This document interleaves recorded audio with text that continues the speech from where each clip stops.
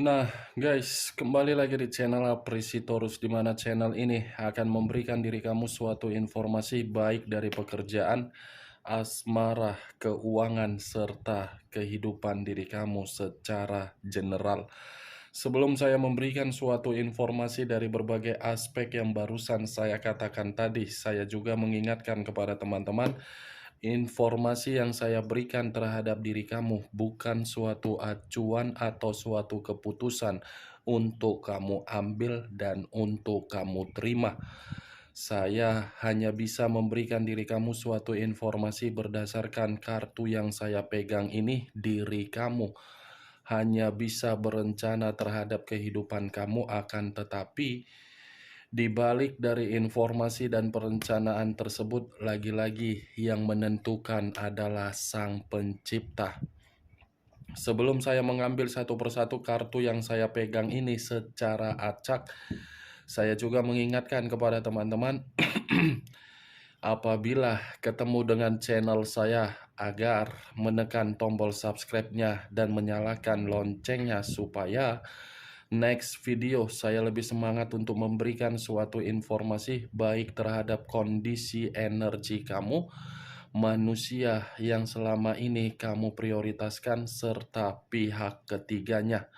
Oke Wak Geng, kali ini saya ingin mengarah terhadap pihak ketiga. Hanya sekedar ingin mengarah dan ingin mengetahui bagaimana posisi pergerakan energi yang dimiliki oleh pihak ketiga. Apa yang dipikirkan, apa yang dirasakan, dan apa yang ingin disampaikan oleh kartu yang saya pegang ini. Kita langsung saja.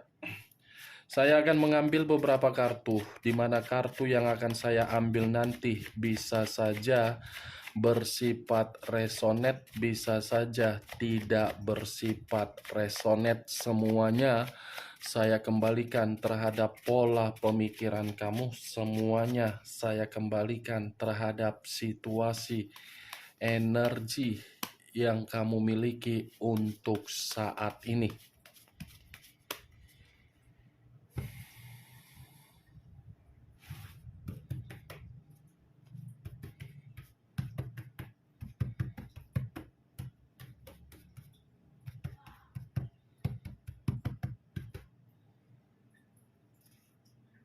Muncul kartu ini.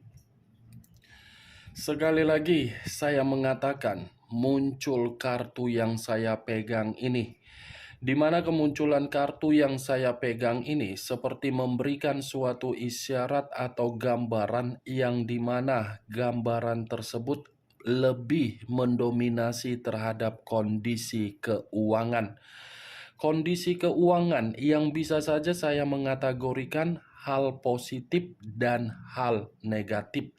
Kalau saya mencoba untuk menarik dari situasi hal positif, kemungkinan besar pihak ketiga ini sudah menerima suatu bentuk kestabilan secara materi atau secara keuangan dari manusia yang telah meninggalkan diri kamu. Tetapi kalau saya mencoba untuk menarik dari situasi hal negatif, bisa saja kondisi keuangan itu untuk saat ini menjadi permasalahan yang sedang diterima oleh pihak ketiga. Saya tadi mengatakan memang ada suatu bentuk keberuntungan secara keuangan, tetapi keberuntungan secara keuangan hanya bisa diterima oleh pihak ketiga ketika komitmen tersebut dilakukan di awal pertemuan.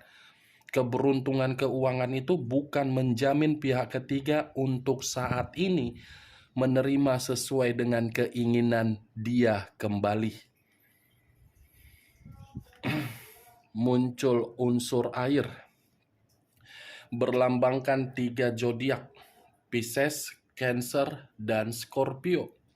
Kalau saya mencoba untuk mengesampingkan ketiga zodiak yang barusan saya katakan tadi, unsur air ini seperti menguatkan dengan perkataan saya, yang dimana pihak ketiga benar-benar lagi merasa sangat sensitif, di mana kesensitifan itu memang mengarah terhadap kondisi keuangan. bukan mengarah terhadap kondisi perasaan.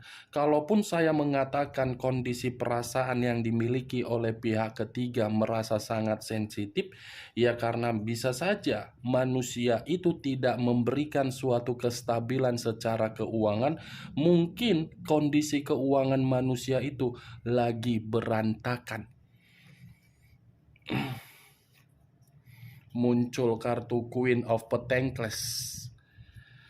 Tadi 10 koin, sekarang giliran raja dan ratu yang memegang 1 koin.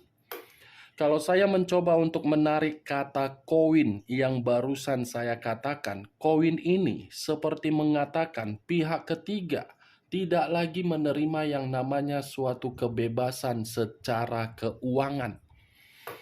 Karena kalau pihak ketiga ini mendapatkan kebebasan secara keuangan, pihak ketiga ini seperti mempergunakan keuangan tersebut bukan untuk menghargai manusia itu, malah membuat manusia itu mengharuskan memberi kemewahan. Muncul kartu Knight of Wands, Pangeran Tongkat.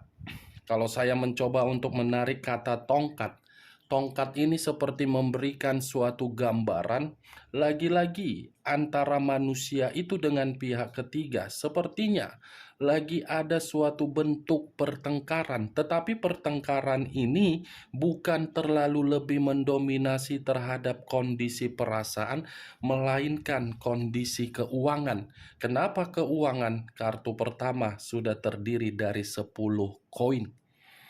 Yang dimana 10 koin ini kemakmuran, kesejahteraan, kestabilan, tetapi itu hanya di awal. Untuk saat ini bertengkar. Muncul kartu Price of the Discs. Price of the Discs, kartu yang barusan saya katakan, walaupun pihak ketiga tidak mendapatkan suatu bentuk kestabilan secara keuangan, tetapi pihak ketiga ini pun seperti tidak mau untuk lepas dengan mengendalikan manusia itu. Ibaratnya kalau saya berbicara secara negatif, tidak mau rugi. Karena pihak ketiga merasa ada suatu bentuk keyakinan, suatu bentuk kepercayaan bahwasannya manusia itu akan memberi. Makanya pihak ketiga tidak mau meninggalkan. Saya berbicara seperti ini bukan dalam arti saya ingin menyudutkan posisi pihak ketiga. Bukan dalam arti saya ingin membenarkan dari tindakan pihak ketiga. Tetapi kartunya yang berbicara seperti ini. Awal pertemuan, pihak ketiga ini sangat kuat untuk mengikat manusia itu, dan awal pertemuan, saya rasa manusia yang selama ini meninggalkan diri kamu, terlalu banyak perubahan-perubahan yang dia lakukan secara tiba-tiba, karena memang perubahan itu diberlakukan oleh pihak ketiga agar pihak ketiga bisa memiliki. Muncul kartu 10 pedang. 10 pedang. Kalau saya mencoba untuk menarik 1 pedang dari ke-10 pedang tersebut, 1 pedang yang saya tarik ini mengatakan posisi pihak ketiga ini benar-benar dalam posisi titik terendah. Titik terendah dalam arti apa? Ya lagi-lagi keuangan. Keuangan. Karena pihak ketiga ini merasa apa yang seharusnya menjadi kebutuhan yang dia terima semakin lama sudah semakin rendah, semakin berkurang. Sementara dalam kondisi pemikiran pihak ketiga ini seperti mengambil sisi negatif. 10 pedang, Wak Geng. Kalaupun saya lebih acuan di dalam komitmen di luar dari keuangan yang saya katakan tadi, saya rasa komitmen itu pun sudah bersifat ada yang mengkhianati dan dihianati, ada yang dihancurkan dan ada yang menghancurkan, ada yang menerima kondisi titik terendah dan ada yang diberlakukan situasi pengkhianatan juga. Wow, kartunya cukup membuat diri saya memancing naik gula darah, Wak geng. Di satu sisi pihak ketiga posisinya tidak merasa nyaman, tetapi ini pihak ketiga ini tidak mau melepaskan. Masih kokoh, masih keras. Judgment awal dari situasi kehancuran untuk mendapatkan suatu perbaikan, keyakinan dalam situasi kepercayaan secara pemikiran. Ini sepertinya, kalaupun saya mengatakan komitmen yang dijalankan oleh pihak ketiga terhadap manusia itu lagi ada suatu titik kehancuran, itu suatu bentuk penghakiman yang diterima oleh pihak ketiga. Tetapi penghakiman yang diterima oleh pihak ketiga ini bukan semata-mata pihak ketiga berusaha untuk pergi. Masih ada suatu kepercayaan lagi. King of Cups, udah jelas lah Wak geng. Muncul kartu King of Cups ini.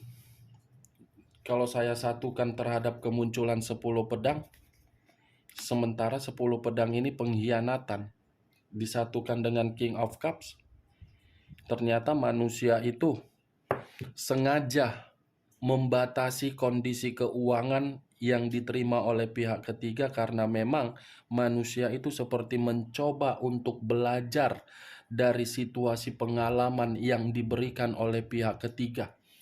Ibaratnya kalaupun saya mengatakan manusia itu, ini manusia secara perasaan tidak lagi membuktikan ingin memprioritaskan pihak ketiga.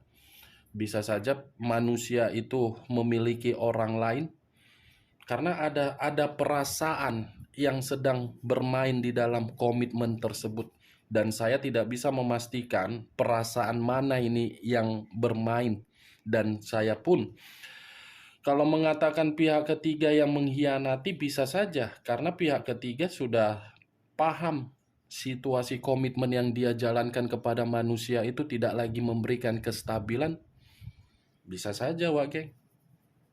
Karena gimana ya yang ingin saya katakan terhadap diri kamu? Kartunya memang membuat diri saya sedikit emosi. Di satu sisi sama-sama sudah saling mengetahui komitmen itu komitmen yang tidak bisa dipertahankan tetapi masih dikendalikan. Muncul 6 pedang.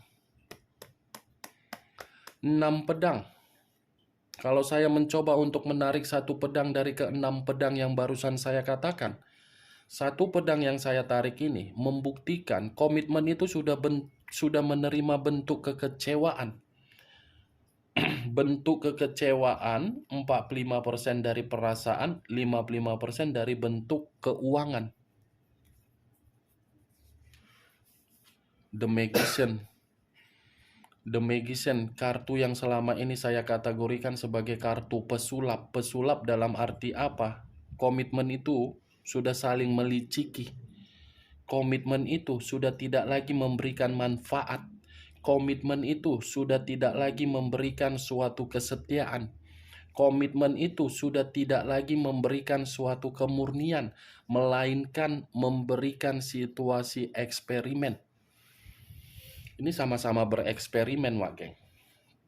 Karena ini king.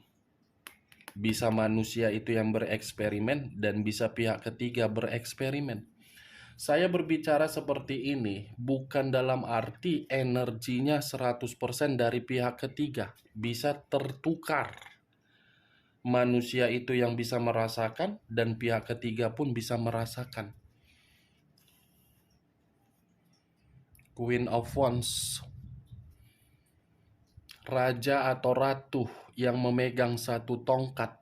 Tongkat yang dipegang ini kembali terhadap karakter di dalam komitmen yang dimiliki oleh kedua belah pihak.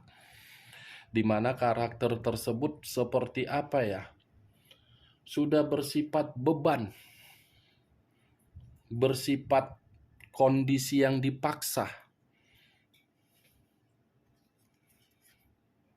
The Temperance, unsur api berlambangkan 3 zodiak, Aries, Leo, dan Sagittarius. Kalau saya mencoba untuk mengesampingkan ketiga zodiak yang barusan saya katakan tadi, keluarnya kartu The Temperance ini, saya rasa komitmen itu sudah tidak ada lagi kerukunan. Sudah tidak bersifat berdamai. Tidak ada kedamaian di dalam komitmen itu. Adapun kedamaian karena memang harus memberi kondisi keuangan, baru ada kerukunan dan baru ada kedamaian. Kalau keuangan tidak berbicara, saya rasa komitmen itu tidak bersifat rukun. Unsur air berlambangkan 3 zodiak, Pisces, Cancer, dan Scorpio. Kalau saya mengesampingkan ketiga zodiak tersebut, kartu yang barusan saya angkat ini memberitahukan terhadap diri kamu. Ini kedua belah pihak sama-sama sangat sensitif, saling sensitif. Yang satu sensitif terhadap kondisi keuangan, yang satu sensitif karena memberi keuangan di luar dari batas.